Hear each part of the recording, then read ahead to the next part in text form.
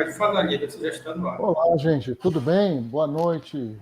Hoje vamos ter um encontro fantástico que vale a pena salientar que, além de ter sido nosso aluno, o Denis continua conosco no mestrado.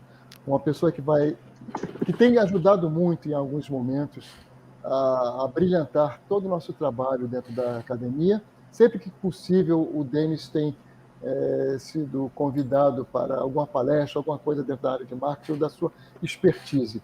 Então, hoje, tenho certeza que teremos um trabalho muito interessante e que vale a pena, junto com outros convidados que temos aí para debater, né? E faremos, então, hoje uma noite de troca bem produtiva e interessante. Então, Denis, seja bem-vindo, fique à vontade, hoje a noite é sua e vamos todos viajar nesse momento. Olá, Anne, olá, Deco, olá, Everton, Denis, tudo Boa noite. Bem? Boa noite. Gostaria que cada um de vocês desse aí um toque para o Denis, falasse um pouquinho sobre o Denis. Acho que a Anne pode começar, não é, Anne? Pode ser. Que tal? Olha. É um prazer, né? É sempre um prazer receber o Denis sempre contribuindo muito com o curso de publicidade. O Denis foi aluno do curso, né? Como o professor Lira disse. E sempre que pode, a gente abusa um pouquinho dele, chama ele para participar das atividades, falar com os novos alunos e compartilhar esse conhecimento, essa trajetória de vida e trajetória profissional aí que ele tem. É um prazer para mim também receber o Denis, assim, porque a gente tem uma história, né, aí de trabalho juntos, a gente trabalhou junto lá no Sebrae, o Denis continua lá no Sebrae, né? Hoje o Denis volta também aí para o IFAM como aluno do mestrado em ensino tecnológico, né? Então, a gente vê aí que o conhecimento ele vai se reciclando, as experiências também vão se reciclando e se refazendo, e a gente aí vai aprendendo cada vez mais e trocando sempre com a figura aí do Denis. E hoje eu acho que não vai ser diferente, né, Denis? Eu acredito aí que hoje ele vai compartilhar muito com a gente sobre empreendedorismo, sobre inovação, sobre marketing digital, que são coisas que ele domina muito e está aí com tudo na ponta da língua para compartilhar. Seja muito bem-vindo mais uma vez, Denis. Assim a gente se apaixona, né? É verdade. Everton, seja bem-vindo. Não, o Everton vai falar depois, eu vou falar primeiro. Ah, é? Então Primeiro dar boa noite a todos que estão aí online assistindo a gente. Dar boa noite e boas-vindas também ao Denis, que é ex-aluno do IFAM. E assim, ver que o leque de possibilidades da formação que a gente tem dentro do curso proporciona com que os nossos estudantes, né, cidadão, que é melhor falando assim, pode se apropriar dentro de áreas no mercado distintas, né, e o Denis traçou isso daí para o empreendedorismo, para a parte de startups, para essa área de negócios, que não é fácil, assim, é uma área muito difícil, uma área muito complexa, e hoje ele volta para o IFAM no mestrado, e eu lembro que quando eu fui aluno do Everton e do Lira, o Denis já era da turma da frente, então foi muito legal, assim, porque eu ouvi falar do Denis e depois ver o Denis aqui com a gente trabalhando. Então é isso, Denis, boa noite, seja bem-vindo, vai ser bacana aqui estar com você. Agora eu deixo o Everton falar. Boa noite. Ele está que não se aguenta ali, ó. Boa noite a todos. Quero agradecer ao Denis, por disponibilizar seu tempo que podia estar estudando lá para o mestrado, e está aqui aturando a gente, ainda contribuindo, falando com a nossa rapaziada aí. Denis, arrebenta, desconsidera o que o Deco falou, por favor. Um abraço. Boa noite, pessoal. Boa noite. Obrigado pela receptividade. Lira, Anne, Deco, Everton. Prazerzaço estar tendo essa chance aqui de conversar com vocês aqui, a gente trocar uma ideia e ter a chance aqui de, mais uma vez, voltar aqui ao ambiente do IFAM, minha casa aqui, e eu considero muito esse espaço, esse ambiente, e hoje, como também um dos professores convidados aí do TPP, a gente está passando uma temporada juntos aí, em virtude do mestrado, e estamos tendo a chance de ajudar aí os novos publicitários, novos tecnólogos a alcançarem aí o mercado e, de alguma maneira, aprender com as falhas que a gente acabou cometendo aí ao longo do processo, né? Nada melhor do que aprender com outros que já passaram pelo mesmo caminho e tende a ser mais assertivo dessa forma. Então, só agradecer mesmo e saudar todo mundo que está acompanhando a gente aí aqui ao vivo. Muito legal ter a presença de todo mundo aí. O que eu trouxe para essa nossa conversa de hoje tem muito a ver com uma temática da qual eu tenho militado bastante, especialmente no espaço onde eu estou inserido hoje, que é o mundo aí dos pequenos negócios, das pequenas empresas, o mundo das startups, dos negócios disruptivos, dos empreendedores nascentes. A gente tem trabalhado muito no sentido de auxiliar empreendedores que, nesse momento da pandemia, estão precisando conhecer um pouco mais do processo de digitalização, né? E a gente tem focado muito nesse girar da chave, no sentido de não apenas direcionar empreendedores para esse mercado cada vez mais digital, mas orientar novos profissionais que estão na academia, que estão saindo das universidades, estão saindo dos institutos, a entenderem o que está acontecendo nesse novo mercado e como esses novos profissionais devem se orientar no sentido daquilo que vão encontrar a nível de futuro, naquilo que vão encontrar logo depois que colocarem o pé fora aí do Instituto. Então a gente tem batalhado muito no sentido de trabalhar esse processo de reinvenção. Então essa é uma bandeira que a gente tem levantado desde o ano passado, desde que quando as instituições, a cidade fechou, os espaços foram trancados, a gente percebeu a urgência e a necessidade de se trabalhar essa coisa da reinvenção. O André pergunta aqui, o Denis foi aluno do Dalmi também? Fui aluno do professor Dalmi, referência. Professor Dalmi, referência mesmo. Então, jovens, a gente vai falar um pouco sobre essa coisa de reinvenção, né? E essa palavrinha aí que tem a ver com o novo, né, que é a inovação para empreender. Essa foi a temática que a gente colocou para venda, para você se interessar pelo tema, mas claro que eu vou falar aqui de tendências para o novo profissional digital. Não vou trazer aqui aquelas dicas de como publicar legal nas redes sociais ou dicas muito assertivas, tipo, faça isso. Você, profissional de publicidade ou de qualquer outra área, que, enfim, essa transmissão está sendo aberta e a gente está tendo a presença de pessoas de diversas áreas, você vá para esse caminho, porque eu já conheço o caminho das pedras, o Sebrae aponta para essa direção. Não, o que a gente vai ver aqui são alguns pontos de tendência, sobretudo aquilo que nós enxergamos como direcionamentos para onde as profissões estão se encaminhando, em relação à postura, em relação ao comportamento dos consumidores nesse novo ambiente que nós estamos vivenciando, em relação àquilo que está acontecendo na Europa, enfim, em outros ambientes, digamos, entre aspas, né, um pouco mais à frente ao nosso tempo.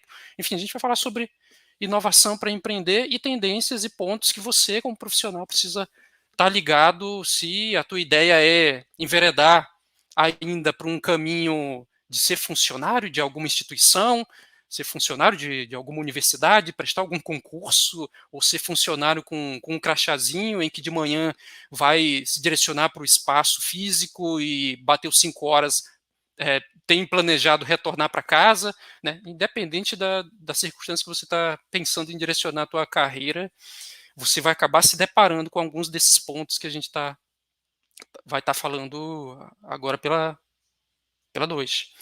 Então, um pouquinho mais sobre mim. Os meninos todos mencionaram sobre ter me visto em diversos momentos da história deles.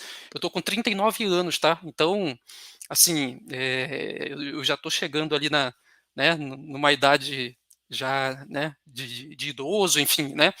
Os caras, a partir dos 40, já dizem que já está se encaixando aí na etapa aí dos idosos. Não sei se é por aí, mas enfim, eu já estou com a cabeça branca, herança do meu pai, que conseguiu ficar com a cabeça branca muito cedo, enfim.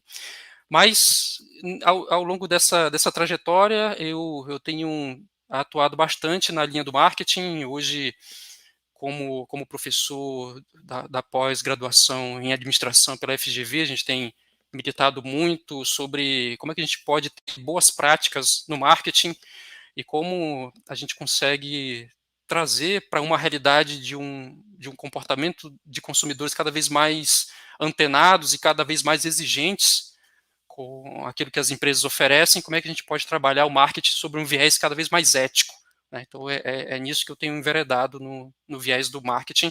E também sou mestrando aí em ensino tecnológico aqui pelo IFAM. A gente está indo para o 2º ano e já terminando aí o processo aí de defesa desse mestrado tão interessante, falando sobre ensino tecnológico. E sou analista técnico do Sebrae daqui de Manaus, desde 2007, atuando num laboratório que existe dentro do Sebrae e que trabalha todos esses pontos que eu acabei comentando logo no início. Então, a conversa agora é sobre inovação e empreendedorismo. Mas, assim, eu queria que você aproveitasse esse momento que a gente está interagindo ao vivo, você que está acompanhando a gente ao vivo, eu queria que você respondesse aqui no chat a seguinte pergunta. Para você, o que você considera inovação? Coloca aí em 1, 2 palavras, o que você considera inovação? É interessante a gente observar aí o comentário da turma e ver aí quais são as percepções. Tá?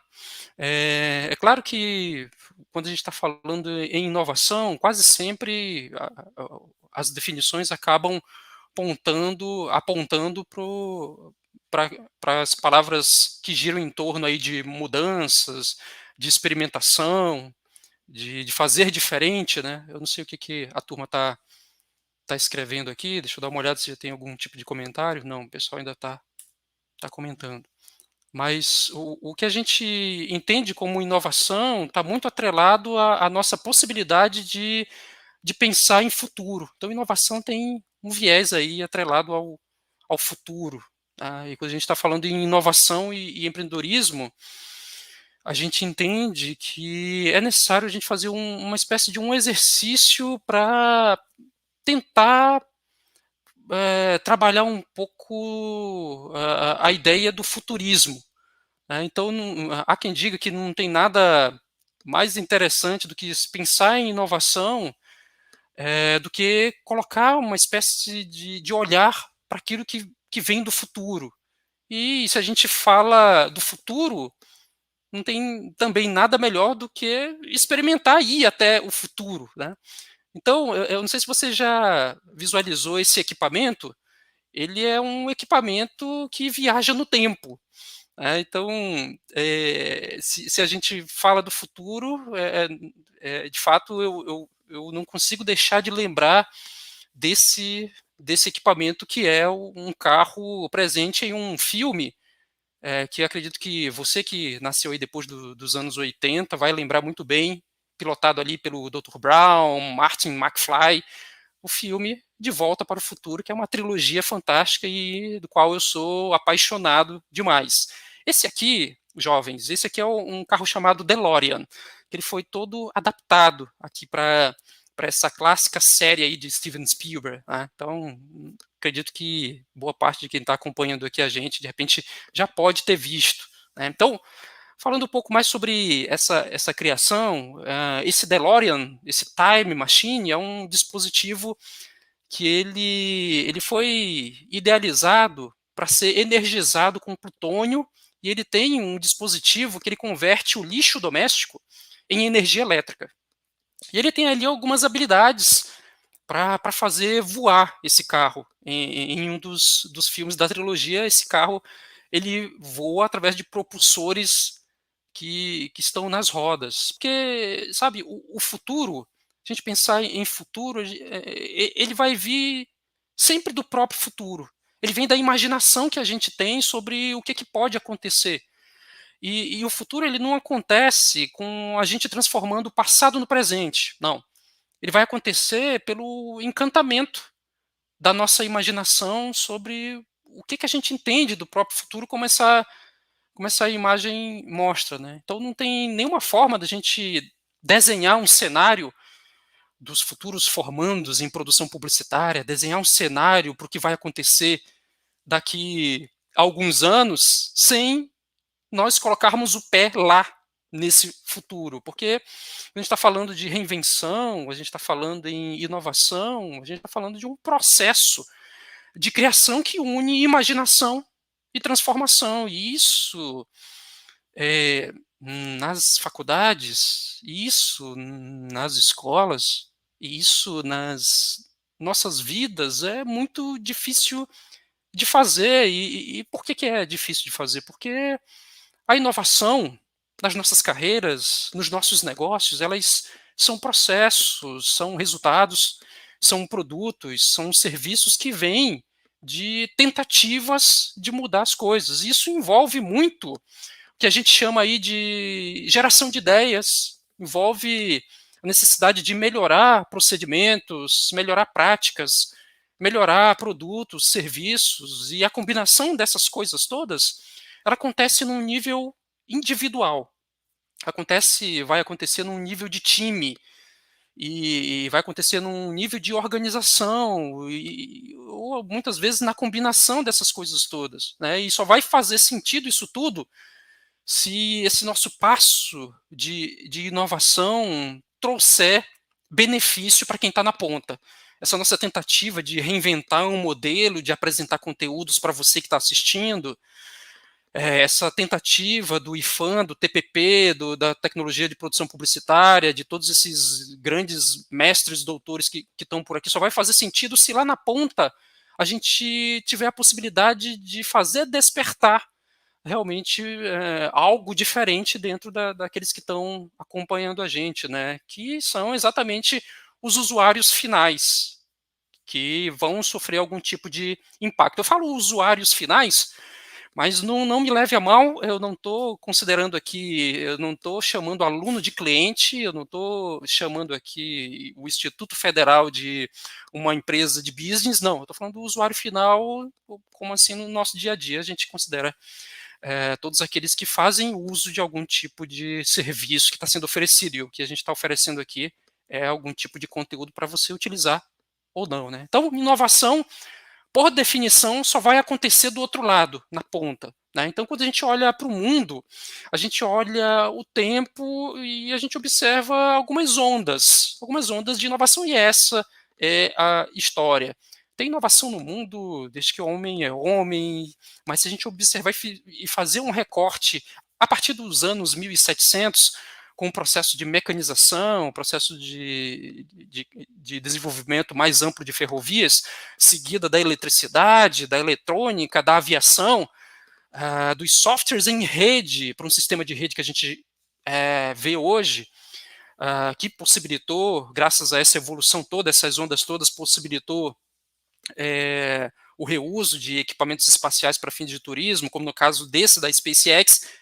Essa a história que a gente enxerga, em especial essas últimas ondas com a eletrônica e dos próprios softwares, que trouxe para a gente aí a internet de banda larga. Não é o caso aqui que a gente está enfrentando em Manaus, onde o 4G não passa de 2G, mas praticamente nas últimas décadas, depois do ano 2000, é o que a gente tem para dizer como o de mais significante o homem conseguiu chegar. Esse equipamentozinho aí, na tua direita, é uma cápsula Dragon, feita por uma empresa particular, de um multibilionário, aí, um dos caras mais ricos do mundo, Elon Musk, para ódio de tanta gente, um cara que caminhou aí com procedimentos envolvendo tecnologia, um engenheiro nascido na África do Sul e que trouxe essa informação toda ali para o Vale do Silício e que o tornou aí um dos caras mais ricos do mundo. É um cara controverso, um cara que eventualmente usa o Twitter a seu favor para inflacionar valores de bitcoins. Ora, quando sai das suas operações de bitcoin, ele fala contra as moedas digitais. Enfim, é um cara muito controverso, mas a gente há de reconhecer o trabalho que ele tem feito no sentido de potencializar essa coisa da tecnologia, e essa cápsula é um dos maiores símbolos do que tem de mais amplo e mais assim, ultramoderno em nível de tecnologia. E é um das minhas paixões, visualizar sempre as viagens espaciais que são feitas através desse equipamento que é revolucionário. E essa coisa da revolução, ela faz decolar uma expectativa de práticas que a gente tinha e que muda todos os ambientes, né? E é importante a gente olhar alguns números. Essa aqui é uma pesquisa que eu trouxe da Harvard Business Review Analytics, que fez um levantamento aí com empreendedores, executivos do mundo inteiro, com todos os mercados, e que mostra que 29% desses empresários entrevistados pela Harvard, eles acreditam que metade daquilo que eles estão liderando, metade dos seus empreendimentos dependam hoje do digital.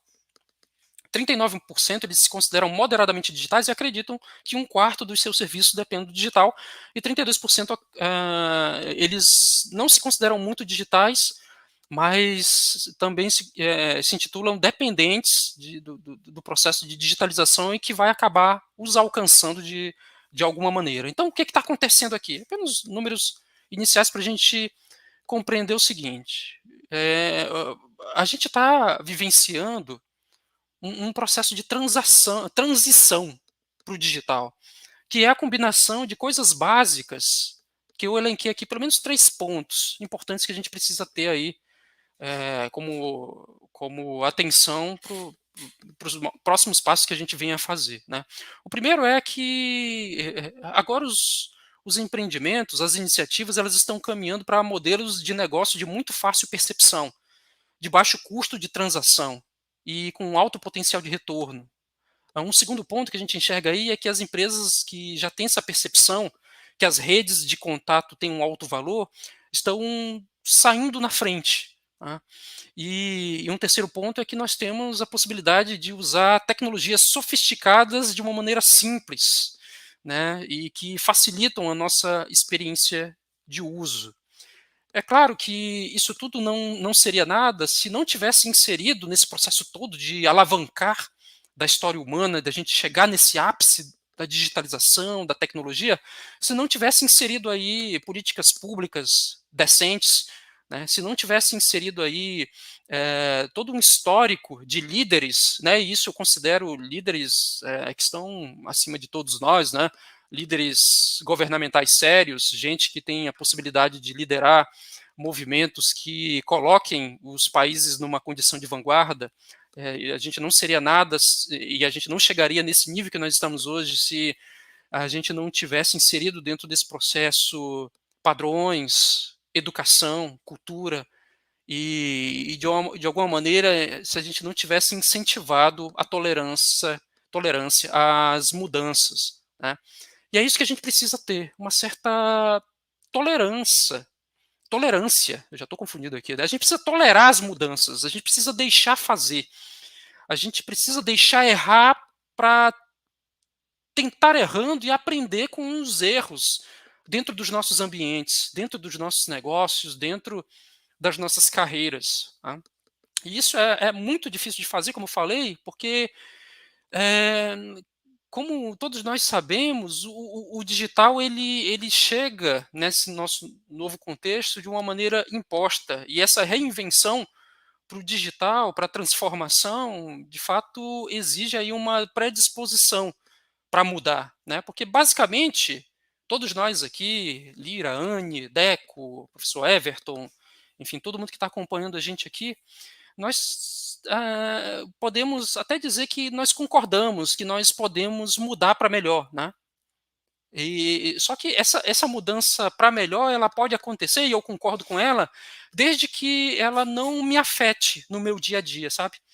Eu concordo que eu tenho que mudar. Não, Denis, tu tem que mudar, cara, tu tem que digitalizar, tu tem que transformar, tu tem que se reinventar. E eu digo, sim, tudo bem, diretora, tudo bem, gerente, tudo bem, meu chefe, eu tenho que realmente mudar, eu tenho que mudar, eu tenho que me transformar, mas faz o seguinte, só não muda a minha cadeira, eu quero ficar aqui onde eu estou. Eu não quero que a senhora diretora, a senhora minha gerente, eu não quero que a senhora mude aqui a minha cadeira. Eu não quero que a senhora mude o meu jeito de fazer as coisas. Eu não quero que você mude a minha forma de ver as coisas. Eu concordo com a mudança, mas eu concordo com a mudança desde que não mexa nas minhas benesses, desde que não mexa nas minhas vantagens e na minha condição aqui de interessante onde eu estou. Né? Isso seria um discurso comum. Né? E é interessante a gente observar isso. A gente observar que existem profissionais que têm realmente dificuldade de inovar, porque realmente nós somos apegados ao nosso espaço, né, ao nosso ambiente. Vai falar para o Lira aí que ele vai mudar lá para o IFAM de Itacoatiara. Vai falar isso para ele. Vai falar para a Anne, que ela, Anne, acabou agora o IFAM do centro, dá tchau para o Deco, dá tchau para os alunos aí, eu vou precisar da Anne lá no IFAM de Presidente Figueiredo. Pô, eu dei um exemplo até bom para ela, né? Eu vou precisar da Anne no IFAM de Santa Isabel do Rio Negro. Só vai de barco 12 horas subindo o rio aí. A gente não quer mudar, essa é a realidade. Mas, assim, como eu falava, essa coisa da dificuldade de inovar, isso está trazendo para dentro de uma realidade de empresa, e é isso que a gente enxerga dentro do ambiente de empresa, é a condição da indisposição. A indisposição é uma delas, é uma dificuldade muito grande que a gente tem de implementar essa coisa do girar a chave, sabe? Então, é aquela coisa do dono da empresa, ele ter uma proposta de mudança, digamos assim, o coordenador de uma pós-graduação, ele tem uma proposta de mudança, mas um determinado nível dentro da equipe não dedica esforços, não dedica energia, não dedica recursos suficientes para a coisa mudar, né? Ou até mesmo tem gente que acha que esse processo de mudança, de transformação, deveria ser ali um grupo pequeno, como se fosse um departamento de inovação. Muitas empresas estão descartando essa coisa de selecionar um gerente, agora está aqui o gerente da inovação. Tem aqui mais 2, 3 funcionários, é o gerente que vai cuidar da inovação. Isso aí não funciona. Isso aí não, você pode observar, olha para a tua equipe que está cuidando de inovação. Assim, tem 2, 3 pessoas que estão cuidando da nossa inovação. Não anda muito, a coisa não funciona porque a inovação ela é na empresa como um todo. Ela é na empresa como um todo, e se você não tiver condições de avaliar as mudanças, de ter um básico de informação, você não vai conseguir fazer nada.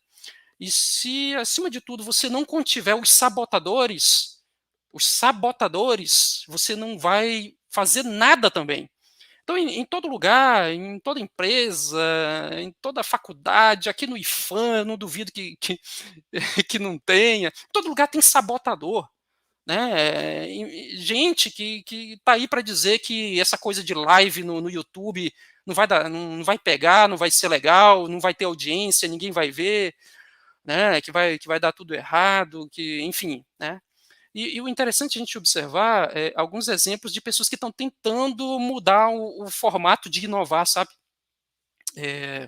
Tem um cara que eu gosto muito, eu não sei se você já ouviu falar de um local chamado Porto Digital de Recife. Eu nunca tive em Recife, eu nunca tive um prazer de ir em Pernambuco, mas um dos locais que eu preciso conhecer ainda é o Porto Digital de Recife. Tem um cara que comanda lá, ele é chamado de Silvio Meira, ele é o professor Silvio Meira, e que dentro aqui da nossa atmosfera mais do Sebrae, é um cara que está sempre presente e sempre nos ajudando com muito conteúdo e informação. E ele falava para a gente, dos conteúdos dele, uma das palestras dele, o professor Silvio Meira, ele resolveu criar uma espécie de uma sistemática para conter esses sabotadores da inovação, sabe? E ele resolveu fazer o seguinte, toda vez que ele pensava em alguma ideia diferente, alguma coisa para mudar o formato de fazer as coisas, ele resolvia colocar na sala dele somente as pessoas, quando ele pensava em alguma ideia, ele planejava, fazia toda a parte do projeto e trazia para a sala dele somente as pessoas que pensavam a favor. Ele já estava cansado dos dedos dos sabotadores, sabe? Então ele resolveu selecionar melhor e, não, vem cá, Eu não consigo me livrar dos sabotadores, eu tenho que conviver com os sabotadores, e o contraditório é sempre interessante. Eu acho até que é um ponto, depois, se a gente tiver um momento de painel aqui para conversar, falar dos sabotadores, né, a importância do contraditório. Mas no desenvolvimento de produtos, que é o caso do Silvio Meira, de desenvolvimento de soluções, ele resolveu colocar nas salas, quando tinha uma grande ideia, colocar as pessoas que pensavam a favor. E esses caras que pensavam a favor ajudavam ele a esgotar todas as possibilidades que tinham daquele projeto não dar certo. E aí vinham os do contra depois que ele esgotava tudo ali, fechava a ideia, arrematava legal, aí ele chamava lá os gerentes do contra, aqueles que vinham para encher o saco, né? E aí ele descobriu nesse formato que ele avançava um pouco mais, ao invés de trazer todo mundo e ter aquela celeuma de debate que às vezes não chegava em lugar nenhum, né? E ele disse que aquilo ajudou muito a avançar os projetos dele. Na prática, o que a gente está falando? Seja digital ou não, o processo de transformação, de inovação, de um empreendedor, de um negócio, de uma carreira, é sempre uma disputa entre o perfil mais tradicional e um perfil mais empreendedor, né? Que, na verdade, é um debate que envolve um processo de descoberta, que envolve um refinar daquilo que foi descoberto como uma oportunidade para fazer aí um radical posicionamento no mercado. Então a gente tem aí os perfis mais tradicionais e os caras mais empreendedores, digamos assim. E esses dois mundos ficam de porrada, eles ficam se chocando, em que no mesmo local a gente tem uns caras tentando arranjar alternativas para continuar mantendo o seu status quo, de continuar mantendo a sua forma de trabalhar ali, bate o seu ponto, chega cedo, senta lá na cadeira e está lá fazendo lá o seu dia a dia. E no outro lado tem uns caras lutando muito fortemente para tentar quebrar o status quo, para tentar quebrar o formato de fazer as coisas e sugerir maneiras diferentes de atuar. E aí fica esse embate entre o inovador e o tradicional, né? E se a gente olha isso para dentro do contexto do digital, a gente vai encontrar inúmeros desafios, que é onde a gente está militando muito, né? E aí, no contexto do digital, eu não tenho como não falar do que está acontecendo com o e-commerce, né? E se a gente olhar para alguns números do e-commerce falando de lojas virtuais, né? do comércio eletrônico, né? Se a gente olhar aí os números dos Estados Unidos desde 2017, a gente olha uma projeção e a gente enxerga uma mudança absurda em relação àquilo que está acontecendo no mercado, que é muito caro no sentido de valor para mim e para você, né? Estudante, para você, professor, para todos nós. O mercado de livros. Esse aqui é um cenário de vendas do mercado online, e a gente enxerga aqui o que está acontecendo, né? Desde de 2017 para cá, o crescimento, né? E se a gente olhar para o cenário do Brasil, a gente vê aí um número absurdo aí de pelo menos 50 milhões de consumidores. É claro que esse número é muito maior agora, né? Com em torno aí de 61,2 bilhões de reais em vendas. E se a gente olhar para o varejo, outros varejos, como o da moda ou varejo de construção, cada um deles vai representar bem mais do que isso, cerca de 150 bilhões de reais do comércio total. Mas se a gente só olhar para as lojas virtuais, é claro que isso pode ser uma pequena fatia, né, perto dos varejos mais tradicionais, né? Mas a gente sabe que nesse momento isso com certeza já virou. E essa mudança radical nos próximos anos, puxada pela pandemia, vai mudar completamente a nossa realidade de ser como profissionais, a nossa realidade de ser como empreendedores. E a gente tem as chaves para essa mudança. A primeira é que o valor real da criação de novos negócios, aí entenda-se aqui de novas carreiras, tá? A gente está falando aqui com caras que daqui a pouco vão estar na rua com as suas carreiras, tá?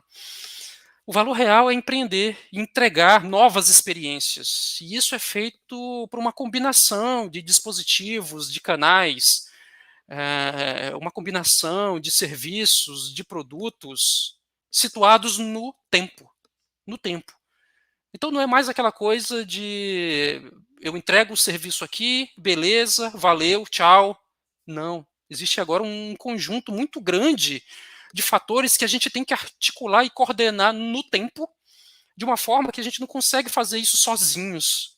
Não existe. Uma representação disso é o que está acontecendo agora aqui. Né? Não tem aqui um palestrante, um organizador do evento, não tem aqui um indivíduo todo controlando essa apresentação agora. É um conjunto articulado de pessoas, de indivíduos que se juntaram no tempo para oferecer um determinado conteúdo. Ninguém faz isso sozinho aqui.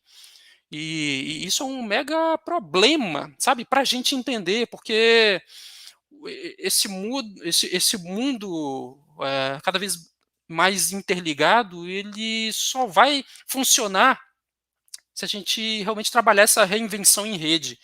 Então, se você não estiver fazendo as coisas realmente em rede mesmo, né? Não é aquela coisa, não, eu já sei, a internet é a rede, é a teia que conecta. Não, cara, tu tem que trabalhar mesmo em rede. Não tem mais essa coisa de, o Denis é do departamento X. Não, ele não pode falar com o departamento Y, porque ele só pode falar com outro departamento se ele passar pelo sistema hierárquico através da gerente, que vai saltar e vai passar um e-mail para autorizar o Denis a proceder tal situação. Não, existe, a interligação é muito ampla, é muito direta. Eu estou aqui e agora mesmo posso passar uma mensagem aqui para minha chefa, eu posso passar uma mensagem para a diretora principal da minha instituição, eu posso, não tem barreiras. Né? E se você estiver pensando em trabalhar como um profissional desse novo século e ficar encaixotado numa caixinha de hierarquias, não, eu não posso falar com o reitor, não, será que eu consigo falar com...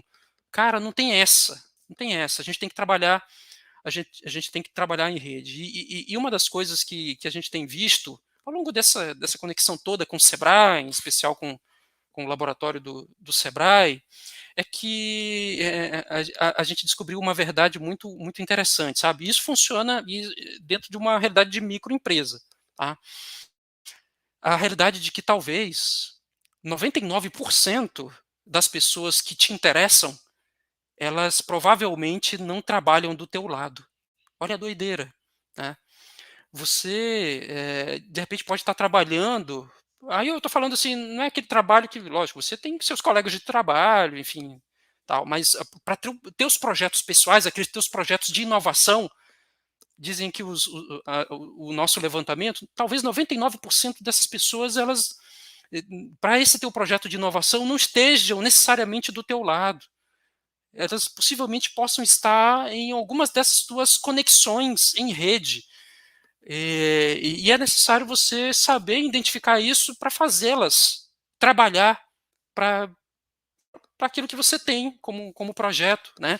E isso só vai ser feito, essa coisa do engajamento das pessoas trabalharem em prol de um projeto, aí a palavra propósito, né, que hoje está já sendo tão usada, as pessoas só vão realmente ligar essas interconexões se elas tiverem um incentivo suficiente para participarem daquilo que a gente chama de comunidades de valor, que estão associadas àquilo que você está oferecendo.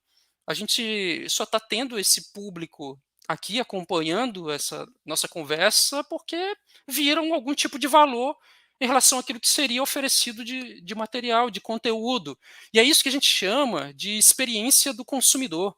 Né? Se a gente descobrir essa experiência do consumidor, né, daquele que consome os nossos conteúdos, talvez esse seja o passo para logo depois disso a gente fazer realmente uma transformação operacional em parte do nosso ambiente. Né? Então, é aquela coisa que, se for feita no ambiente como um todo, talvez a gente consiga chegar num nível de conhecimento e experiência suficiente. E o que a gente sempre aconselha no laboratório do Sebrae é que esse passo de inovação e esse passo de experimentação seja em um nível menor, né? Seja em um nível de transformação operacional, que seja criando novas possibilidades de entregas, para criar novas experiências, para ver como é que isso afeta a empresa. não tem como enxergar o nosso ambiente sem esse viés, sem nos dar a possibilidade de fazer entregas diferentes daquilo que foi feito no ano passado, de fazer entregas diferentes daquilo que foi feito por 10, 20, 50 anos. A gente não vai conseguir resultados diferentes fazendo a mesma coisa, né? Aquele provérbio já batido, né? E uma vez a gente fazendo isso, talvez a gente tenha se capacitado para tentar aplicar a inovação no negócio. E essa ideia de ir por passos, onde a gente vai concentrando esforços de mudança gradativa, tem muito mais chance de dar certo do que caminhar imediatamente para transformar o nosso ambiente como um todo. Amigos, seriam mais esses pontos que eu gostaria de colocar para vocês. Assim, eu sei que o nosso tempo aqui ele é extremamente limitado.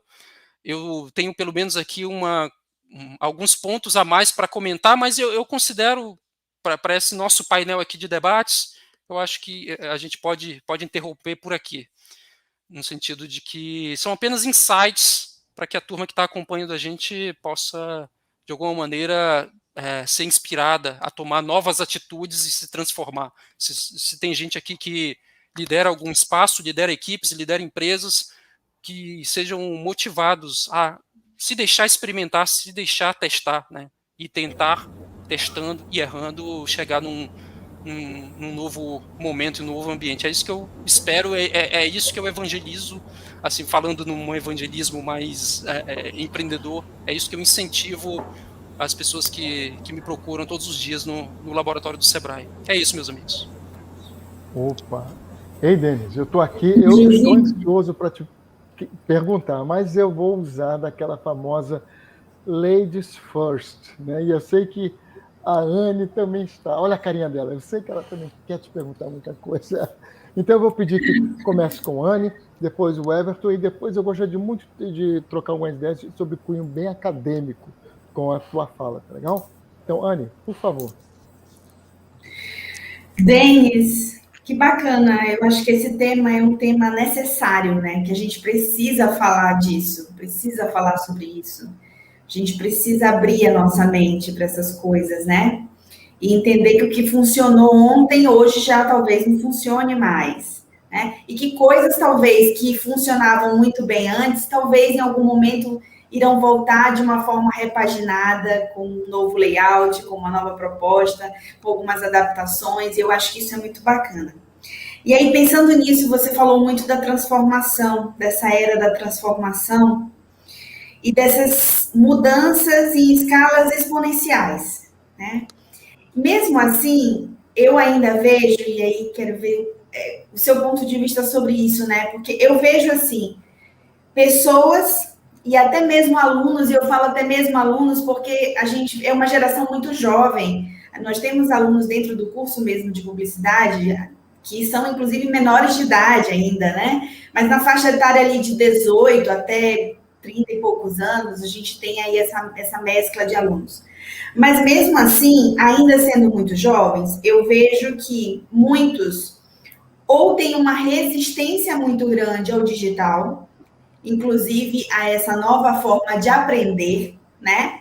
Essa nova forma de adquirir conhecimento, de trocar informação, de sociabilizar, de compartilhar. E, por outro lado, a gente tem algumas pessoas também que, numa unilateralidade, né, vão aí para quase uma idolatria ao digital, né? Só o digital que funciona. E eu tenho visto também um movimento muito grande na educação. E você é uma pessoa que vem da publicidade, fala de empreendedorismo, passa pela educação, então acho que eu posso trazer isso para você, para a gente conversar sobre isso, né? Esse movimento, inclusive, de algumas empresas e pessoas, né? Falando sobre educação e trazendo as suas empresas para ter dentro da própria empresa uma área de educação. Então, a gente está vendo um movimento em que eu olho e digo, olha, eu posso aprender a cozinhar com o melhor chefe do Brasil. Eu posso aprender a jogar tênis, né, com um tenista X, né? Eu posso ter uma rede de supermercados e dentro do supermercado eu ter ali uma universidade corporativa, assim como o Sebrae tem uma universidade corporativa, né?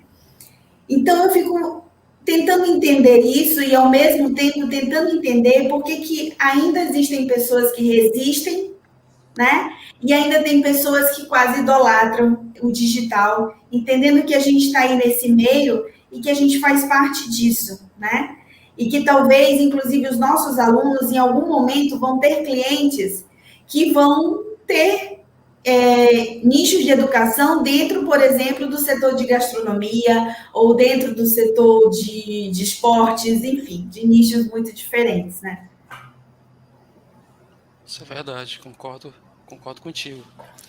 Sem dúvida, a gente está vendo aí um alavancar de uma espécie de um mercado cada vez mais fluido, né? Eu sair do foco aqui, deixa eu puxar o foco para cá. Foi. A gente está vendo um mercado cada vez mais fluido de marcas. Vocês são uma marca, né? Vocês carregam essa marca do Instituto Federal, né? Eu carrego uma marca do Sebrae, enfim. A gente está vendo essas marcas se tornarem fluidas. Marcas como uma Magazine Luiza, que fez uma compra de um grupo de moleques que geram conteúdo na internet e entendeu que ela pode também atuar dentro desse segmento. A gente vê fluidez em marcas como uma Bemol da vida, que agora está vendendo cimento misturado, eu ia dizer. Cimento junto com arroz. Ao mesmo tempo, tá tudo fluido, né?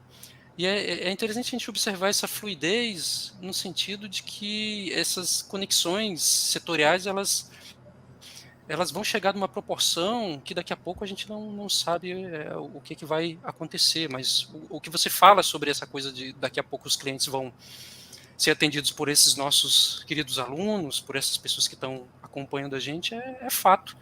Num contexto de mercado cada vez diferente, sem espaços disponíveis para todo mundo, sem concursos públicos disponíveis para que eu tenha a chance de também me tornar um funcionário do Instituto Federal ou de qualquer outro ambiente público, o caminho vai ser de empreendedorismo. O caminho vai ser de empreender e não empreender como a gente empreendia nos anos de 2019 e 2018. Vai ser sobre esse contexto fortemente ultra conectado com as redes, onde os clientes cada vez mais interagem dinamicamente entre si e por meios e por modos que estão mudando as relações deles como clientes e com as empresas. E o que é importante a gente ter em mente é o seguinte: importante que a Débora é minha irmã, está acompanhando de Recife, beijo para ela, e beijo aqui não posso deixar, beijo para o Denison Santos, que é um dos melhores profissionais de TI de Santa Catarina, está acompanhando com a dona Antônia, minha mãe, lá em Santa Catarina, pegando um frio de 0 grau. Todos esses indivíduos aqui, o André, o Botelho, a Letícia Lima, tem que entender que ao invés da gente enxergar esses clientes, ou futuros clientes que a gente venha a ter como apenas alvos de vendas, a gente precisa reconhecer que esses clientes em rede, eles podem ser os melhores parceiros de inovação. A gente está falando de inovação, é a bandeira principal aqui desse papo. Esses clientes são os melhores parceiros de inovação do que qualquer outra instituição, né? Nem pagando, Anne, o melhor consultor do Sebrae, tá? A gente tem uma gama de muitos técnicos do Sebrae muito bons, e eu boto confiança nos meus técnicos do Sebrae.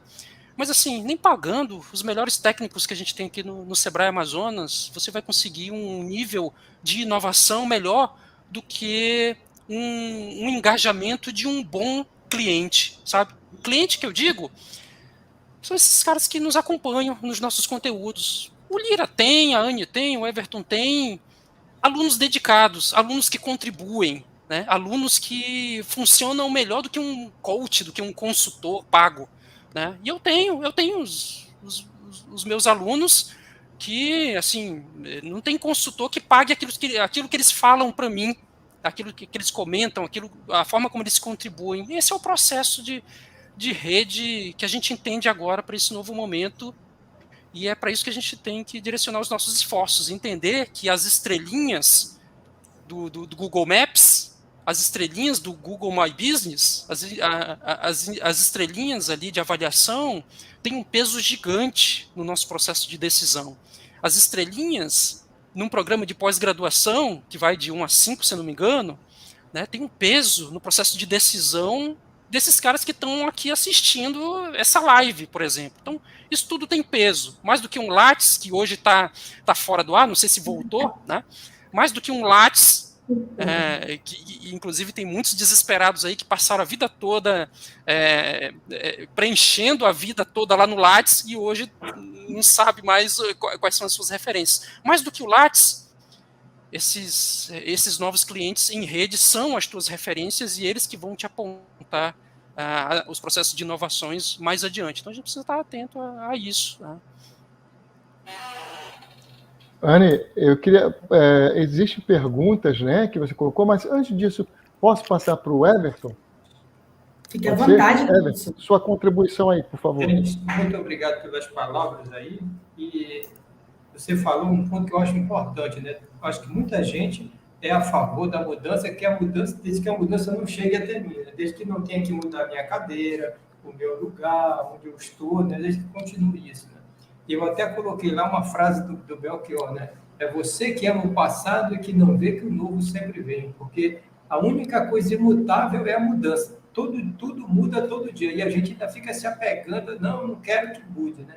Como é que a gente pode fazer para se livrar gradativamente desse receio de mudar? Não, eu não quero estar mais nessa cadeira amanhã, eu quero estar no outro lugar amanhã, quero estar no outro emprego amanhã. O que motiva a gente pode nos ajudar a motivar a ser mais favorável à mudança? Eu falo que eu sou muito resistente à tecnologia, né? Eu demorei muito a ter celular e hoje eu não me conformo de ver como as empresas, o próprio governo, força você a fazer tudo pelo celular, né? Como se todo mundo fosse um adolescente que soubesse, que tivesse facilidade de mexer nisso. Né? Entendo. Não, isso é fato. Como é que a gente faz o processo de mudança? A gente tem buscado trabalhar um pensamento, eu prometo para você, eu não vou falar em mindset. A gente tem trabalhado mudar o pensamento daqueles que nos procuram no sentido de trazer para um ponto comum, fora dos extremos, né? Não estou falando de centrão também não, Lira, mas trazer para um ponto comum, tá? Que inclusive é algo que a gente recomenda bastante quando a gente está falando de transformação mesmo para o digital. Porque dentro desse contexto, e aí envolve academia, envolve universidade, envolve professores e alunos. O fato é que, professor Everton, que a gente tem realmente pelo menos duas figuras dentro desse contexto atual. A gente tem o que a gente chama aí dos tecnófilos, a tecnofilia, os viciados em tecnologia, os viciados que acreditam que a tecnologia vai ser a resolução de todas as coisas, né? O que se cerca de tablets, de devices, de aparelhos, e fazem as suas teses e os seus artigos todos baseados nesse viés da tecnofilia, né? Da internet das coisas e da super ultra conexão. Né? Não é assim que eu penso. E muito menos. O CNPq destrói um monte de e aí entra o CNPq destrói tudo. Não. Então a gente tem a figura do indivíduo tecnófilo.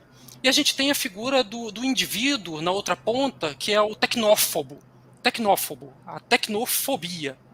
Então a gente tem esses dois indivíduos. O tecnófobo, que não precisa tradução, é o cara que tem medo de novas possibilidades. Ele não se abre para o erro. Ele não se abre para experimentar um novo aplicativo que apareceu no mercado. Ele não se abre para fazer nenhum tipo de experimentação. Ele quer o basicão, o basicaço. Né? E quando alguém vem com algum tipo de possibilidade diferente que o coloque numa condição em que ele vai se sentir um tanto constrangido ou um tanto rebaixado por não saber, ele se tranca e não tem quem faça a evolução acontecer. Eu acho muito interessante esse processo todo que está acontecendo nesse canal aqui do IFAM, no sentido de capacitar os professores a quebrar esse lado mais tecnófobo, sabe? Não que a gente tenha professores aqui tecnófobos, né?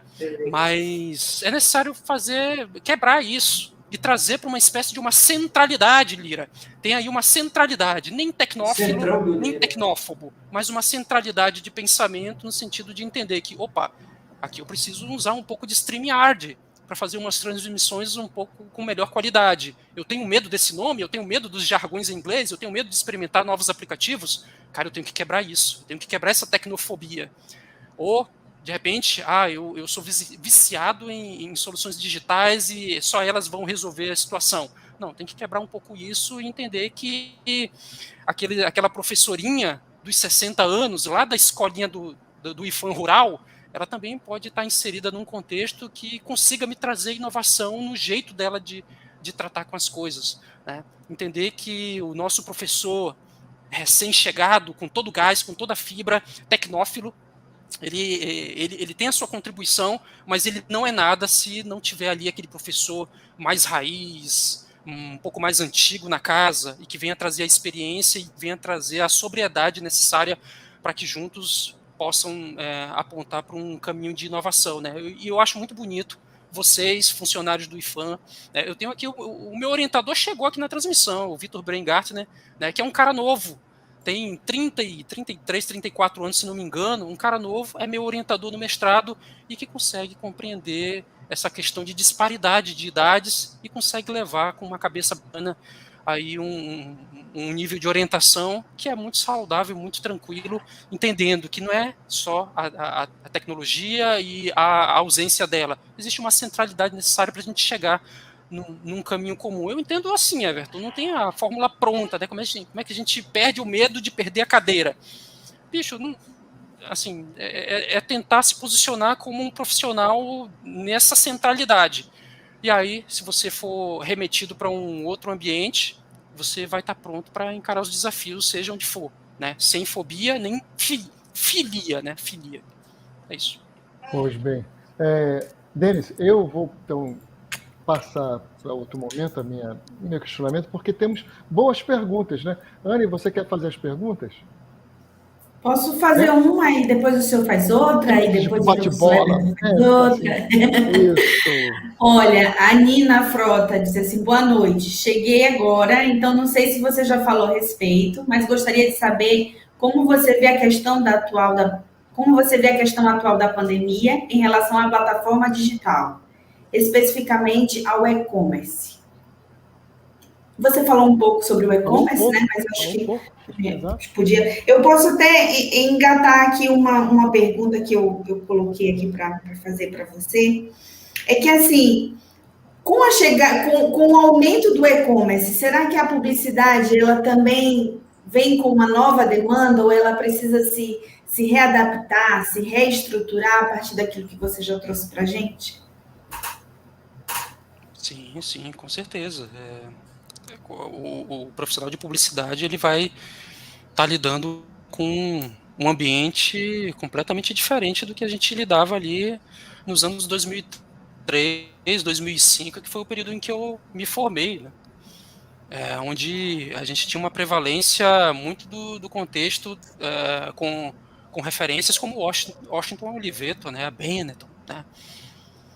E, enfim, o impresso tinha muita força. Agora a gente está lidando com um problema que que são a questão dos dados, né? Dos dados que estão vindo de todos os lugares, né? E isso muda o nosso comportamento como pessoas, né? E respondendo à pergunta da Nina, como é que eu vejo a questão da atual pandemia em relação às plataformas digitais? Eu digo o seguinte, que tem muito a ver com a questão do que a gente entende pela palavra presença. Presença, que significava estar no mesmo lugar, né? E a gente vê a palavra presença sendo ressignificada quando vem o telefone, onde presença significava estar no mesmo espaço-tempo, mas geograficamente distante, né? Fazer uma ligação, a gente estava presente, mais geograficamente distante, no mesmo espaço-tempo. Aí a gente tem a web sendo ressignificada, a pandemia potencializando as coisas, e a gente, mais do que nunca, começa a ganhar versões nossas em outros locais. Nesse momento agora, tem algumas pessoas me cutucando lá no Instagram. Nesse momento agora, tem pessoas me mandando áudios no WhatsApp e querendo que eu responda imediatamente. E assim, nós estamos lá nesses locais. E essas pessoas estão se comunicando comigo, o Denis, lá no WhatsApp. Né? O meu colega de trabalho, a minha chefa, está me mandando alguma coisa lá no WhatsApp, e tem colega de trabalho que está agora, nesse momento, reclamando por que eu não estou respondendo. Ele não sabe que eu estou conversando aqui. Né? Então, independentemente de eu estar lá ou não, a presença virou isso, né? Nessa pandemia, mais do que nunca. Né? Então, com esse tipo de nova conexão, a gente eu entendo, Nina, Frota e Anne, que as relações com os usuários, com as pessoas, dentro dessa questão da plataforma digital, ela se torna agora mais aprofundada ainda. Tá?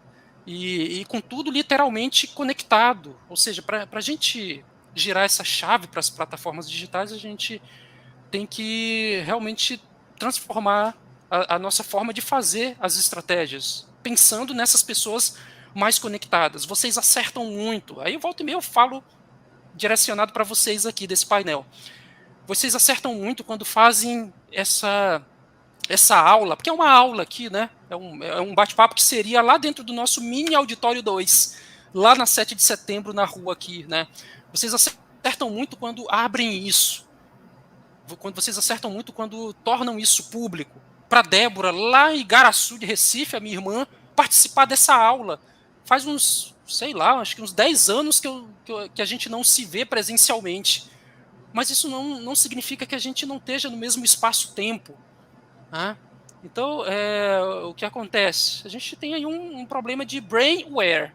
Né? Um brainware, uma situação de entender que agora é um caminho sem volta, as plataformas digitais estão em domínio, não é a solução encher as salas de aula com acrílicos, colocar uma câmera e tentar fazer de uma maneira precária um formato híbrido, é tentar descobrir alguma maneira diferente de fazer as coisas, e eu entendo isso aqui como uma experimentação, né? Espero que continue essas aulas abertas, né? Mesmo direcionadas para os alunos internos, mas que elas continuem abertas, porque hoje a gente vive um dilúvio de dados, e as pessoas estão procurando cada vez mais informação. Então, Nina, falando mais diretamente, eu vejo essa questão da pandemia, claro, dentro de uma ótica completamente triste por ter perdido tantos amigos. Eu vejo um processo do qual a gente não vai conseguir mais voltar ao ano de 2019, de jeito nenhum. A gente só vai ver evolução justamente pela mudança do comportamento dos alunos, pela mudança do comportamento dos professores que querem evoluir, que querem iterar, além de querem iterar, querem crescer nesse processo, e só crescimento. Então, Nina, se tu estiver pensando nessa coisa do e-commerce, nessa coisa de montar uma ideia, de montar um negócio, é o caminho, é realmente uma grande tendência. Agora, como combinado, né, eu falarei.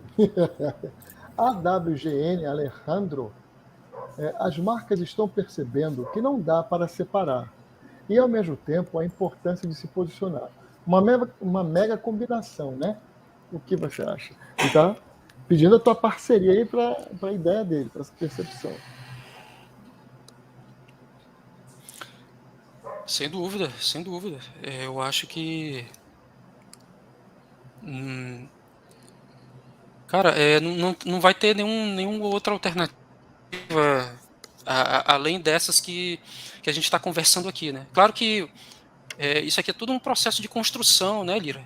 Então a gente está construindo. Na semana passada foi uma conversa de maneira técnica com um convidado que trouxe informações e a maneira como ele está agindo no dia a dia dele, e todas elas estão passando por um viés digital, né?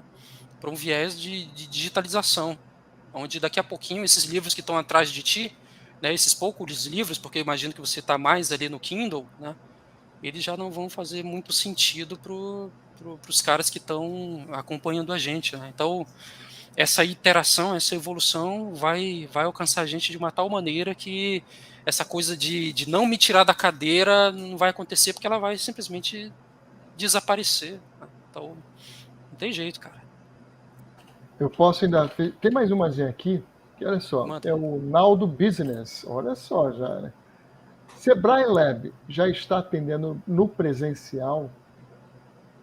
Acho que ele está falando Sebrae agora com você, Lab. dentro do Sebrae. Pois é, dentro do Sebrae, é aquela pergunta do dia a dia, né? Essa pergunta eu recebo sempre, mas é bom aqui o espaço para esclarecer. O Sebrae Lab ele nunca fechou. Ele precisou fazer uma adequação muito benéfica para o digital e a gente transportou o Sebrae Lab para as plataformas digitais e hoje as oficinas todas, a gente teve dezenas de oficinas, diversos seminários, todos eles estão disponíveis de forma free, de forma gratuita, não numa plataforma em que você vai ter que fazer login, senha, contrassenha, e não, tá tudo lá no YouTube. Então procura a gente no canal do YouTube, as nossas oficinas todas estão lá e a gente está vindo com mais conteúdo nessa plataforma que é universal. Entendeu? A mamãe lá no sul, com 69 anos, ela entra nas minhas aulas e assiste. Os meus amigos, as pessoas que acompanham a gente, dos 18 aos 88 anos, todos acompanhando por esse canal que é universal. Mas, respondendo agora sério para o nosso colega aí, o Lab está voltando à sua atuação física a partir de segunda-feira. Tá? Então, você que está sedento por um espaço físico, sedento por encontrar com pessoas, trocar uma ideia e visitar lá o nosso ambiente físico, a partir de segunda-feira, a partir das 9 da manhã, pode chegar junto lá, a gente vai estar junto para trocar uma ideia, com certeza.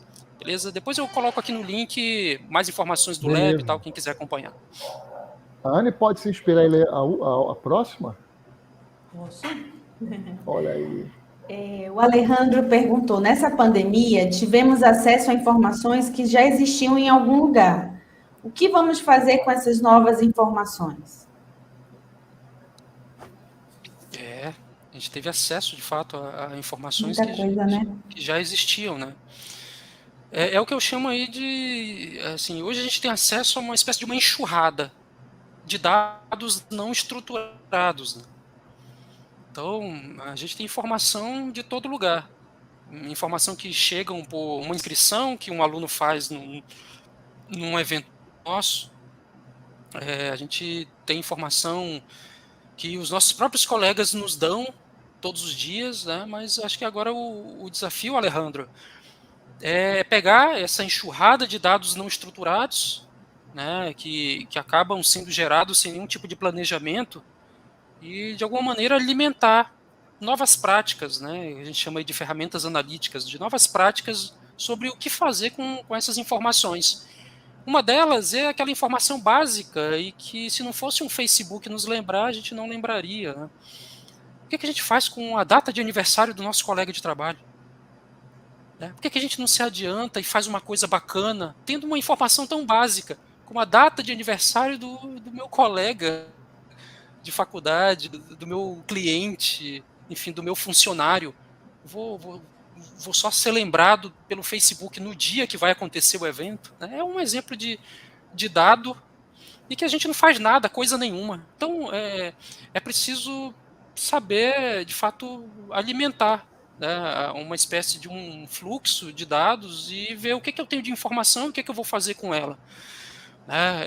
Não adianta nada eu fazer uma revisão sistemática, fazer uma garimpagem de inúmeros artigos para escrever um meu artigo, se daqui a pouquinho eu vou jogar tudo na lata do lixo digital e eu não vou voltar com eles. Eu tenho uma penca de dados não estruturados, de informações que não vão servir para nada, né? Eu tenho que criar um fluxo e entender, cara, o que eu vou fazer com aquela revisão sistemática que eu levantei por tanto tempo, por tantos meses afinco e que se foram estacionadas. Vou estacionar aquilo ali, eu vou revisitar aquelas anotações e vou fazer alguma coisa com elas? É algo a ser decidido. O que eu vou fazer com a informação básica que eu tenho aqui? Eu tenho aqui, Alejandro, eu passo por essa mesma aflição. eu tenho aqui mais de 10 mil contatos dos clientes do Sebrae, com inúmeras informações, inclusive dados sensíveis, lógico, seguindo toda a coisa da LGPD, que eu preciso saber o que eu vou fazer com eles. E há muito que se fazer, e a tecnologia vai, se a gente não fizer, vai fazer por nós, sem dúvida. Mas a gente precisa aprender a converter esses dados todos, Alejandro, essas informações todas em ativos. Mas aí é a conversa para outro momento. Sim. Denis, eu queria fazer uma pergunta, mas a nível pessoal, sabe? Olha lá. Assim, você já está aí com quase 20 anos envolvido aí nesse meio da publicidade. Você trouxe aí, eu captei essa informação agora há pouco, desse tempo, né? Então, você passou por muitas transformações dentro desse ambiente, desse nicho da publicidade. Inclusive, como foi para você desde o início, né? Conta um pouquinho para a gente dessa tua história, desses desafios, do início, aquele Denis lá de trás que saiu como tecnólogo em produção publicitária. Como foi que esse Denis chegou ao IFAM? Como foi que ele saiu? Quais foram esses percursos e percalços que você foi passando ao longo desses 20 anos? Conta para a gente, né? Porque hoje a gente olha e vê o Denis, né? O Denis no Sebrae Lab, o Denis professor de pós-graduação fazendo mestrado, mas muitas vezes a gente não sabe como foi esse Denis que entrou lá no IFAM, como foi esse Denis que saiu, como foi que você chegou ao Sebrae, como foi que você se tornou professor e decidiu fazer um mestrado em educação. Então, conta pra gente um pouquinho disso também. Poxa, agora eu caí do arquivo confidencial do Faustão, é isso, não? Sacanagem, tô brincando. Eu gosto dessa parte. Detalhes sórdidos. Isso é um pouco de se reinventar periodicamente, né, Denis? Mudando sempre, buscando aprender outras coisas novas. Isso é um processo de reinvenção também, né? Não, claro, não. Bacana, Ania. É importante a gente saber, até porque para poder guiar o pensamento daqueles jovens mancebos aí que estão, né, seguindo a trajetória e que precisam aprender por onde os tecnólogos do IFAM, para onde foram parar, né? É sempre legal trazer a baila e tal. Né? Eu me formo em 2005 em produção publicitária. Eu fui jogado no IFAM através de uma professora chamada Ângela, inclusive é o mesmo nome da minha professora, da minha esposa, hoje Ângela. Eu tinha uma professora chamada Ângela que me jogou sinal, me jogou no Cefet, o antigo Cefet. Ela pagou a minha inscrição e disse: Denis, tu vai fazer lá o Cefet e tal, enfim, né? E eu, estudante de uma escola bem complicada aqui, chamada Escola Estadual Presidente Castelo Branco. Já teve uns 10 assassinatos lá dentro, né? Então, ela identificando alguns potenciais de alguns alunos, ela paga a inscrição e me joga para dentro do Cefet e diz para eu fazer um tal de tecnologia em produção publicitária, enfim, me preparou para isso, tinha uma provinha na época tal, e me joga para fazer esse tecnologia em produção publicitária. Eu entro em 2003, e aí saio em 2005 com um dilema muito forte, que era o fato de o mercado não conhecer o que era tecnologia em produção publicitária. Isso era um problema muito sério, porque as empresas onde eu bati a porta diziam o seguinte: não, Denis, isso é um curso técnico, eu quero alguém do nível superior, jovem. Isso aqui é um curso técnico. Não, menino, vai para lá, não serve não. Então eu precisei fazer alguns movimentos até conseguir espaço em ambientes para mostrar aquilo que eu conseguia fazer, né? Então teve todo um remar, né, no sentido de convencer que a tecnologia em produção publicitária de fato formava publicitários. Teve alguns momentos em que eu acabei atuando de forma empreendedora lá atrás, inclusive com meu irmão Denison. A gente fez alguns ensaios de trabalhar em algum tipo de negócio pessoal, enfim, e tentando galgar espaço, né? Passei pelo IBGE, fui aqueles caras que fazem o censo do IBGE, batendo nas portas e tal, passando pelos bairros, perguntando como é que era enfim, as questões lá demográficas do censo, ainda com diploma de tecnologia em produção publicitária e desempregado, passar do IBGE, que era um concurso temporário, fui para o Distrito Industrial, bater chapa de placa de televisão na LG, né, e com um currículo de tecnologia em produção publicitária, trabalhando pela madrugada e experimentando coisas durante o dia. Então, durante o dia, fazia ali os ensaios de empreendedor e pela madrugada batendo chapa de televisão ali nas máquinas, com esse currículo que ora se confundia com um curso técnico. O cara olhava assim, tecnologia em produção, menino, vai ali bater chapa ali, fica ali, entendeu? Não se tinha um entendimento exato do que fazia esse curso, né? Aí, com o andamento do próprio movimento do IFAM, no sentido de mostrar para o mercado que, opa, é um curso de produção publicitária, é um curso muito bom, que forma técnicos excelentes, aí o Denis acabou conseguindo espaços em outros ambientes, até terminar, enfim, fazer ali um step em algumas lojas de varejo locais e em seguida conhecer a oportunidade do Sebrae Amazonas em um concurso que surgiu em 2007 ainda, no início de 2007, eu faço esse concurso, incentivado pela minha mãe que está assistindo aqui. Ela paga a minha inscrição, eu liso, sem nenhum centavo no bolso, ela paga a minha inscrição nesse concurso público, e o Denis vai lá e tira em primeiro lugar como analista técnico no setor de comunicação. Eu sou analista de comunicação no Sebrae. Eu entrei lá, passei em primeiro lugar, né, e eu tenho esse edital no jornal A Crítica emoldurado aqui para servir como um lembrete de que o esforço é necessário para a gente, enfim, não perder o horizonte de que a gente precisa estar sempre se esforçando. Então, desde 2007 para cá, eu tô no Sebrae, passando por diversos departamentos, atuei muito fortemente por muitos anos no departamento de comunicação, como analista de comunicação, trabalhando com campanhas, produzindo materiais visuais. O meu forte mais voltado é a criação de material visual, antes bem para o impresso, né, e agora mais para o digital. E em início de 2018, eu recebo uma proposta da minha diretora superintendente na época, chamada Adriane Gonçalves, não sei se ela está acompanhando aqui, enfim, e ela me convida para sair do mercado de publicidade, do setor de publicidade, e me convida para entrar num departamento chamado Departamento de Atendimento Setorial, para a gente cuidar de uma unidade voltada às startups, a aplicativos, a negócios digitais. Ela me chama na sala dela e diz: Denis, olha, eu vejo que tu está aí há um tempo na publicidade e as tuas habilidades hoje são super importantes para um espaço que está se abrindo agora, Denis. É um espaço que uma funcionária está deixando.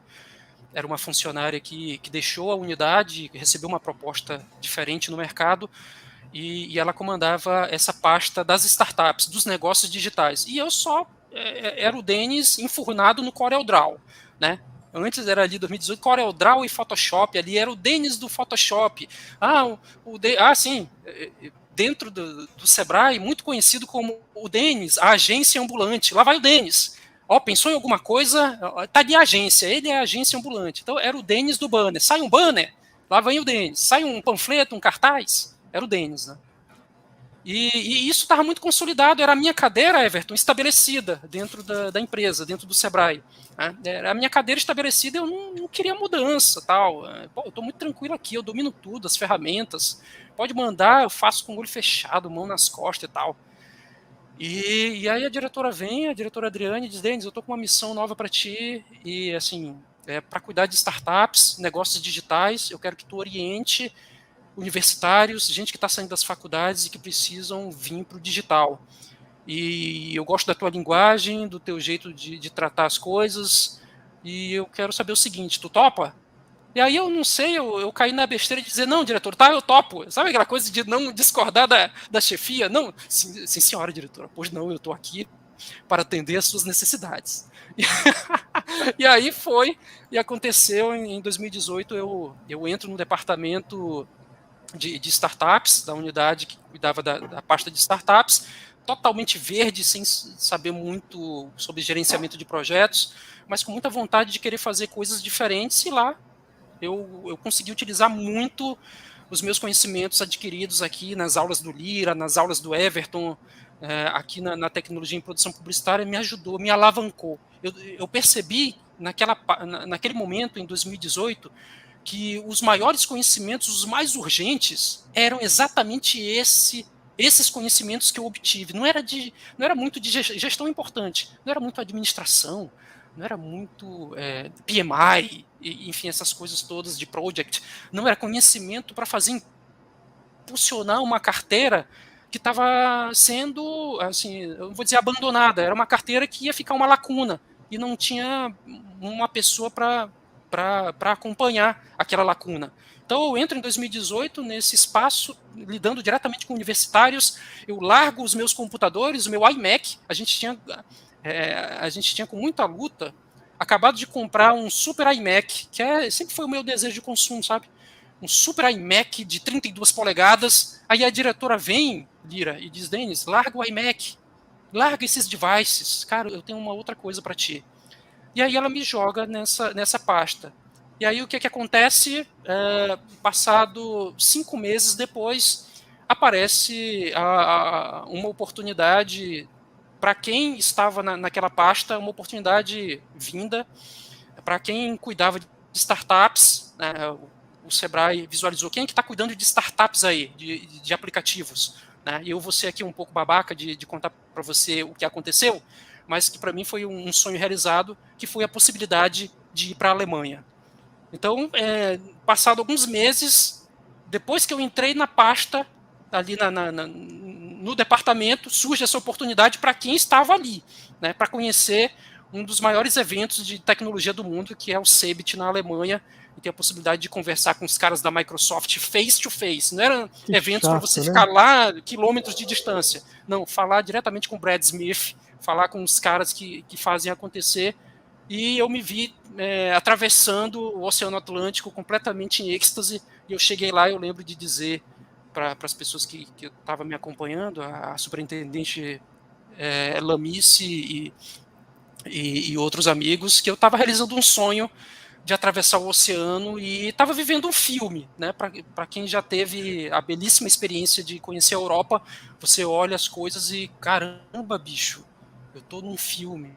E isso, enfim, foi um dos ápices para mim. Assim, eu considero uma super oportunidade. Eu não sei quando vou ter uma oportunidade como essa de novo, mas conhecer a Alemanha, conhecer Munique, e ter isso surgido por um sim que eu dei meio sem pensar é algo que me deixa muito feliz. E o que me trouxe, o que me levou a essa condição foi exatamente os conhecimentos que eu tive nesse bendito superior em tecnologia de produção publicitária, nesse bendito curso superior. Então, eu só tenho a agradecer a vocês, assim, agradecer a oportunidade, agradecer as vezes que vocês me colocam aqui para falar.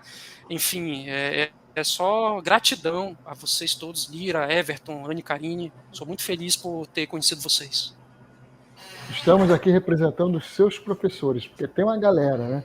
Mas, Denis, eu gostaria de fechar minha fala dizendo que é o seguinte: o que você propõe é algo que, ao que tudo indica, é humano, né? A tua fala diz muito mais sobre uma pessoa que está sempre predisposta a mudanças. Isso é uma coisa do humano, que a humanidade tem, sei lá quantos milhares de anos aí, e nossa luta é com a adaptação. Então, talvez o grande ganho que nós, professores, e vocês, alunos, depois profissionais, que se transformam, é esse entendimento de que as coisas não são fechadas, não é algo engessado, né? Todo conhecimento vai levar a alguma outra coisa, alguma outra instância. Eu ia comentar logo naquela hora que eu estava provocando, que é muito mais uma questão antropológica, sociológica, ela é psicológica, e dá uma discussão acadêmica, né? Nesse caso, não é o momento. Né? Não é o momento. Mas o que me agrada ao te ouvir, me agrada no sentido de ver que é, de fato, gratificante, é que você se permitiu a isso. Talvez nós tenhamos conseguido, mas o mérito é seu, tem que colocar isso, o mérito é seu. Mas tenhamos colocado em prática algumas coisas que facilitaram o seu entendimento de mundo. Porque o grande barato é isso, rapaz. É a pandemia, vamos nos adaptar à pandemia. É um meteorito que vai cair, vamos nos adaptar ao meteorito. Né? É uma nova oportunidade de trabalho, tá? Ou seja, uma nova tecnologia, o que for. É aquela coisa que acho que o Everton vai gostar de ouvir, né? A metamorfose ambulante. Essa adaptabilidade é a nossa cara. E talvez isso que nos faça, né, tão bem colocados no mercado. Eu estou dizendo isso quanto esse exercício, né, intelectual, cognitivo, etc. E tal, acadêmico mesmo. Isso me deixa super feliz. Parece que estamos no caminho certo. Porque vendo você e a sua colocação, toda diz isso, né? Toda foi calcada nisso. Então, acho que o Everton também tem algo a dizer aí, Everton, por favor. Quando você aceitou lá o desafio lá da pessoa que tem que ir para trabalhar com empreendedorismo, eu me lembro que meu pai me falava uma coisa: quando alguém acha que você tem capacidade para uma coisa, é porque você tem. Você pode até não acreditar na sua capacidade, mas alguém viu em você esse potencial. E aí, se você acreditar um pouco, você vai até superar essa crença aí. Né? Isso é interessante, ver que você saiu lá do São Jorge, né? Essa escola era no São Jorge, depois do DEC deve ter sido expulso mais 2 vezes de lá, aí você conseguiu evoluir e superar. Isso é bacana de ver. Você sobreviveu ao tal... O senhor vai ser cancelado pelas pessoas do São Jorge. O senhor está vendo aqui, né? Nós estamos na internet. Você sobreviveu Esse cancelamento em massa. Você sobreviveu ao Amarildo, sobreviveu ao Dalmir, né? Sobreviveu ao Raul. Então você é um cara resistente mesmo. Você com certeza. Não era um desafio de empreendedorismo. O idioma. Isso. Né? Outra questão que nós batemos muito hoje é o aluno precisa ser pelo menos bilíngue. Pelo menos. Tem que falar fluentemente? Não. Tem que se resolver fluentemente. É outra história, né? É por isso que eu vejo que quando o Dalmir chega para os alunos, já tem que ler isso aqui, eles começam a reclamar e dizem: olha, se o professor está pedindo é porque você tem capacidade, você tem que acreditar em você, o professor está acreditando, agora faça a sua parte, acredite, escreva, se ele dizer que está ruim, vai lá, escreva melhor, né? Leia de novo. Então, essa questão é importante, a gente acreditar um pouco na gente. O Lira falou dessa questão da adaptação, né? A história mostra que das mais de 27 espécies de seres humanos que existiam, só sobreviveu uma, porque ela se adaptou às mudanças, as outras não se adaptaram. O Homo sapiens, né, que foi se adaptando às mudanças e as outras não se adaptaram. Né? Então, nós estamos aqui graças à capacidade de adaptação que o Homo sapiens teve. E esse genezinho egoísta, né, que é um excelente livro. Anne, por favor, suas considerações finais. Olha, ficou bonito isso. O professor, nosso coordenador, o professor Daniel Batista está aqui, ele disse que você é o cara, viu? E o seu orientador, que o orientador, quando fala, a gente não pode deixar de passar em branco, não. O seu orientador disse: olha, o Denis também agora está no mestrado, está finalizando o mestrado, e isso é uma grande conquista. Já é uma grande conquista e em breve vai ser ainda maior, né? Quando você defender aí, tiver o título de mestre, já está quase aí, que é quentinho.